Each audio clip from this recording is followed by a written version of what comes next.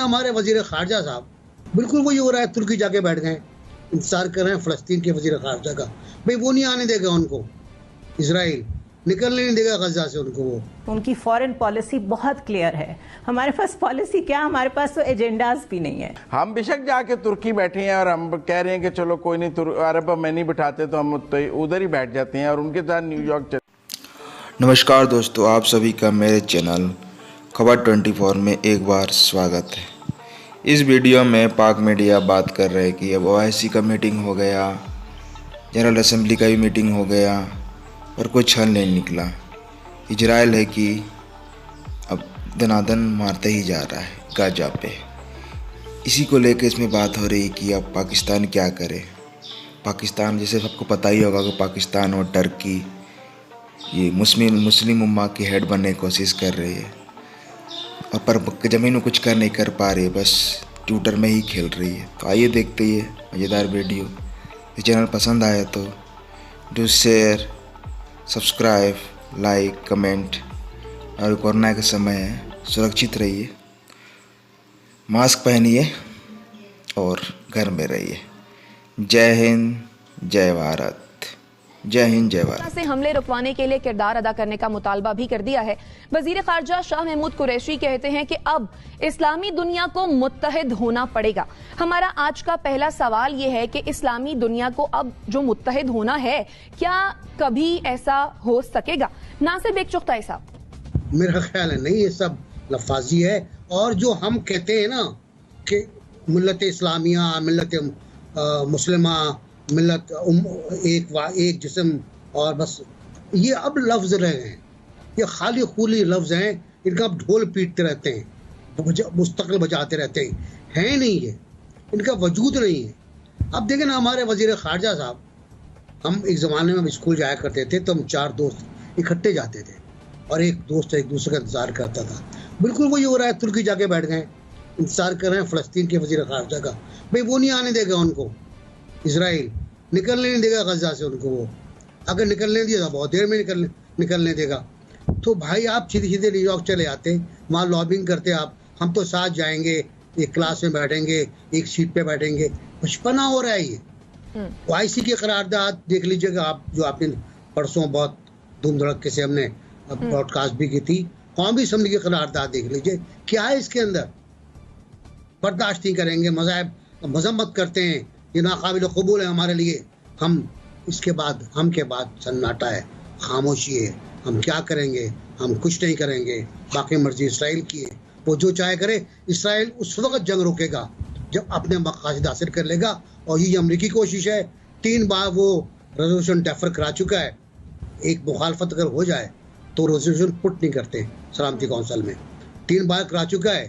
جب تک اس کے مقاصد حاصل نہ ہو جائیں, غزہ میں سارا انفراسٹرکچر تباہ نہ کر دے, وہ ایک نسل کا اور خاتمہ نہ کر دے, اس وقت تک کچھ نہیں ہوگا, پھر سیزفائر ہو جائے گا. تو زنیرہ, آپ کیا سمجھتی ہیں, مفادات کی جنگ اس قدر شدید ہو چکی ہے کہ تمام مسلم ممالک کا یکجا ہونا مشکل ہے؟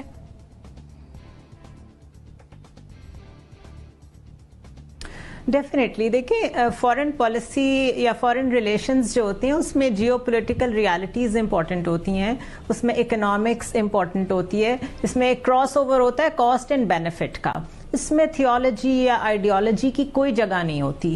یہ صرف عام آدمی کو سنانے کے لیے باتیں ہوتی ہیں. ہر ملک اپنے انٹرسٹ دیکھتا ہے. اگر پرٹیکولرلی اسلامک ورلڈ کی بات کریں تو اسلامک ورلڈ بائی پولر ہے, ڈیوائیڈڈ ہے, کیونکہ کوئی ایک ملک بھی کسی بھی لحاظ سے اسٹریٹجکلی اتنا اسٹرانگ نہیں ہے کہ وہ آن اٹس اون کھڑا ہو سکے.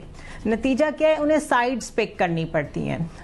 رشیا کی سائڈ پک کرنی پڑ گئی سیریا کے کیس میں, اور اگر آپ سعودی عربیہ کو دیکھیں تو انہوں نے US کی سائڈ پک کیا ہے. دس از جسٹ این ایگزامپل. اب جب آپ کا کلیکٹیو جو آرڈر ہے مسلمس کا وہ ڈپینڈنٹ ہے دوسرے کنٹریز پہ, تو پھر ہاؤ ڈو وی ایکسپیکٹ کہ وہ کسی بھی معاملے پہ اکٹھے ہو کے کوئی ایسا ڈیسیجن لے سکیں گے جس کا امپیکٹ ہو to the outer world. So اس لیے یہ پاسبل نہیں ہے. یہ ریالٹی ہے, اس کو مان لینا چاہیے. OIC تو آج تک یہ بھی نہیں کر سکی کہ جو انسٹیٹیوشنلائزڈ ڈسکریمنیشن ہو رہی تھی دنیا میں، ابھی بھی ہو رہی ہے، روہنگیا مسلمز کے ساتھ جو کچھ ہو رہا تھا، تھائی لینڈ میں جو کچھ ہو رہا تھا، انہی پہ کوئی ایکشن لے لیتی، انہی پہ کوئی ڈیلیگیشنز بھیج کے کوئی ماڈریٹر کا رول، بروکر کا رول پلے کر دیتی، جو کہ بہت مائنیوٹ لیول ہوتا ہے. تو اگر وہ بھی نہیں کر سکی تو پیلسٹائن کا ایشو تو بہت بڑا ایشو ہے. اسرائیل اور پیلسٹائن کے درمیان یہ جو کانفلکٹ ہے یہ ایک طرح سے ڈائریکٹلی یو ایس کا اپنا انٹرنل میٹر ہے. ڈونٹ فرگیٹ کہ U S was the first country to accept Israel as a sovereign Jewish state, اور وہ بھی اس کے بننے سے 2 سال پہلے 1946 میں ایکسپٹ کر لیا تھا یو ایس نے. دوسرا، وہ ہر سال پوری دنیا کو جتنی فورن ایڈ دیتا ہے اس کا ہاف وہ اسرائیل کو دیتا ہے، جس میں سے 500 ملین تو صرف میزائل ڈپلائمنٹ کے لیے ہوتی ہے.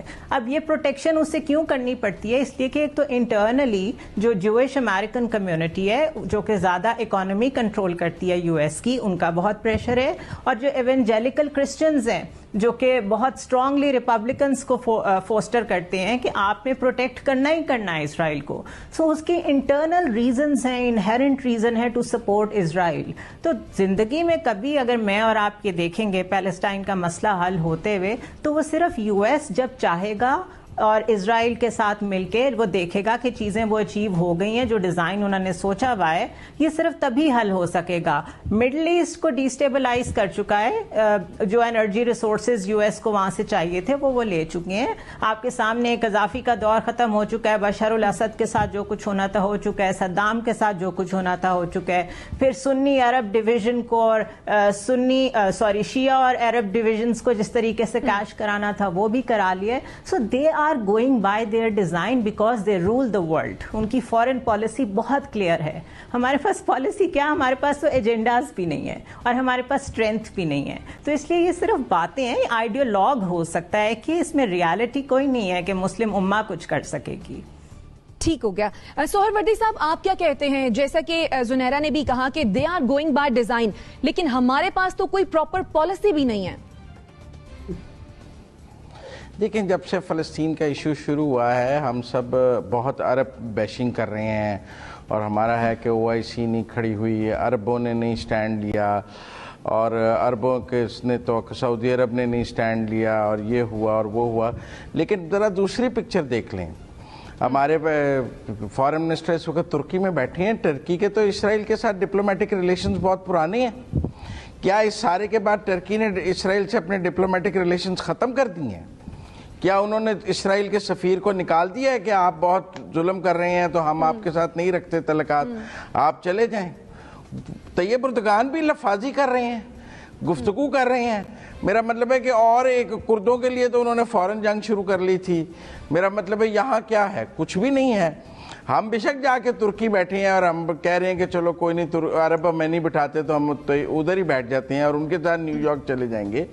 مجھے تو ترکی بھی لفاظی سے زیادہ کیا نظر آتا ہے، ملیشیا انڈونیشیا لفاظی سے زیادہ کیا نظر آتا ہے. ان سب کے ٹرکی کے ساتھ تعلقات ہیں، موروکو کے سب کے اسرائیل کے ساتھ تعلقات ہیں. عربوں نے تو اب بنائے ہیں نا جا کے 6 مہینے پہلے. ان سب کے تو سال سے انہوں نے اسرائیل کو تسلیم کیا ہوا ہے، اور ان کے اسرائیل کے ساتھ ڈپلومیٹک ریلیشنز ہیں اور اسرائیل کے ساتھ فرینڈلی ریلیشنز ہیں. جتنی مرضی لڑائیاں ہوئی ہیں، ناصر بیگ چغتائی صاحب انتفاضہ بھی گنا رہے تھے اور لڑائیاں بھی ہمیں گنا رہے تھے، لیکن ان سب لڑائیوں کے دوران ترکی اور ان سب ممالک کے اسرائیل کے ساتھ ڈپلومیٹک ریلیشنز اور دوستی تو برقرار رہی ہے نا. تو اس لیے دونوں سائیڈ ایک جیسی ہیں. ہم عرب بیشنگ تو بہت زیادہ کر رہے ہیں لیکن حمام میں سب ننگے ہیں، میرا کہنے کا مطلب یہ ہے. اور خود پاکستان کی بھی یہی حالت ہے. کہاں اسلامی فوج، اسلامی بم، اسلام؟ جہاں ایک یورپین یونین ہے وہاں ویزے نہیں ہیں آپس میں، کرنسی ایک ہے، فوج ایک ہے، طاقت ایک ہے. ہمارے ہاں تو کبھی UAE ہم پر پابندیاں لگا دیتا ہے، کبھی سعودی عرب ویزے بند کر دیتا ہے، کبھی قطر بند کر دیتا ہے، کبھی ہم ایران کے بند کر دیتے ہیں، کبھی افغانستان سے شروع ہو جاتا ہے. ہم تو ایک دوسرے کے ساتھ ابھی تک اپنی ویزا فیسلٹی نہیں طے کر سکے، بجائے اس کے کہ ہم کوئی اکٹھی فوج بنا لیں، کوئی اکٹھا بلاک بنا لیں. اکٹھا بلاک کیسے بنے گا جب ہم اکٹھی کوئی فوج بنا لیں گے، کوئی نیٹو ٹائپ معاہدہ کر لے گا اسلامی ممالک آپس میں، کوئی ایک مشترکہ فوج بنا لیں گے. گے, مشترکہ وسائل بنا لیں گے, لیکن ابھی تو ہم ایک دوسرے کو اپنے ملکوں میں آنے جانے کی اجازت نہیں دیتے, وہ تو بہت دور کی بات ہے. تو اس لیے امیر اور غریب کی اتنی تفریق ہے مسلم ممالک میں. جو امیر مسلم ممالک ہیں وہ غریب مسلم ممالک کو بہت حقارت سے دیکھتے ہیں اور انہیں انسان سمجھنے کے لیے تیار نہیں ہے. برادر اسلامی ملک, برادر اور اس مسلمان سمجھنا تو دور کی بات ہے, انسان سمجھنے کے لائق نہیں ہے. جو امیر مسلمان ممالک ہیں وہ غریب مسلمان ممالک کے شہریوں کے ساتھ غیر انسانی سلوک کرتے ہیں اپنے اپنے ممالک میں. تو اس کے بعد ہم کیا بات کر رہے ہیں کہ مسلم امہ اکٹھی ہو جائے گی, یہ ہو جائے گی. ہم تو ایک دوسرے کو, مسلمان تو دور کی بات ہے, بنیادی انسانی حقوق بھی نہیں دیتے ایک دوسرے کے شہریوں کو, اور اس سے بھی لوور گریڈ پہ ایک دوسرے کو ٹریٹ کرتے ہیں. تو اس لیے میں سمجھتا ہوں کہ یہ سب گفتگو, یہ خواب, یہ اب نہیں دکھانے چاہیے اور ریالٹی کی طرف آنی چاہیے کہ کچھ ایسا نہیں ہے.